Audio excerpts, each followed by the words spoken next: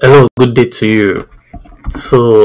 Continuing my topic about OpenStack administration, I want to talk about the virtualization types that OpenStack support. OpenStack OpenStack actually supports a couple of different hypervisors. So hypervisors are, the thing that actually runs the virtual machines. Let's go to the OpenStack page. So this is the OpenStack page where it talks about hypervisors and the list of the hypervisor that it supports. So you can see here there are a couple of lists, starting from KVM, kernel-based virtual machine. So that is a KVM. The next one is LXC. So if you want to use the Linux containers, rather than KVM, that is possible. We have Chemo, we have UML. So these are for development purposes only. So you should not really be using these. If you want to be running Linux virtual machines, you should. I think KVM is like the most popular. So there's also VMware, vSphere, there's Zen Server, there's Hyper-V. So Hyper-V actually is important, for Windows. If you want to run Windows, on your OpenStack. So check this out. Virtuoso. So these are like the list. So that the options that you can do. So you can actually change the type of virtualization in OpenStack, and the parameter that actually speaks to that is what is called the virt type. So there's virt type. So let's go to the configuration file.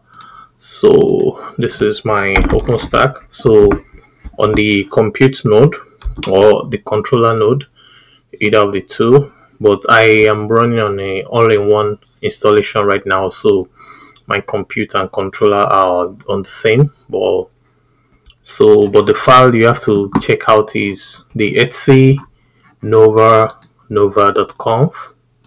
So let me put that here.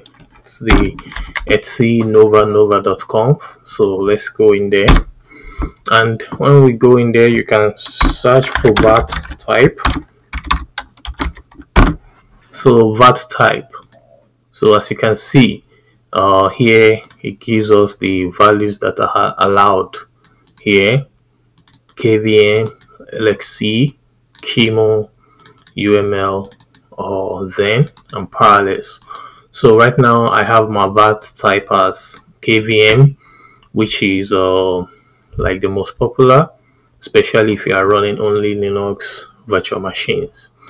So, but if you want to use LXC, you have to change from the virt type parameter. So when you've changed the virt type parameter, then you also have to make sure you restart the OpenStack the Nova service. Let me get the name.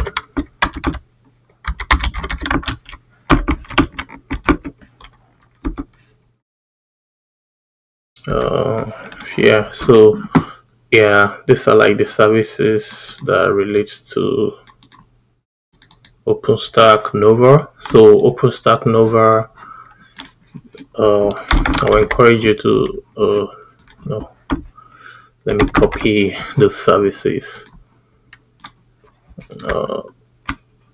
Okay, yeah, let's see if you can see it here.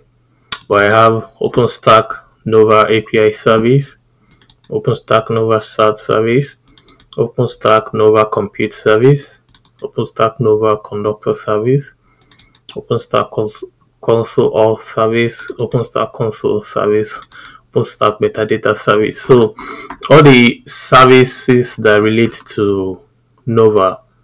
So make sure you restart them. So you can actually do something like this. So let me clear my screen. So you can do something like this. So it's going to restart all the service that start with OpenStack Nova. So if you change the virtualization type, so basically this is what I want to show in this video. So if you think you want to experiment with Linux containers, you can change to LXC. So like we see from the documentation, Chemo and UML are for development purposes. If you use Chemo, you are going to find out that it's going to be slow. The virtual machines are going to be kind of slow. So like if you want to be running Linux virtual machines, KVM is the way to go. So this is the short information I want to bring to you. So, and if you plan to run Windows especially, so the ones that can run Windows are Hyper-V and VMware vSphere. So I think you have to take note of that. So there are some people have asked me questions on my YouTube channel about running Windows virtual machines. So the virtualization type, it's important. So for you to choose which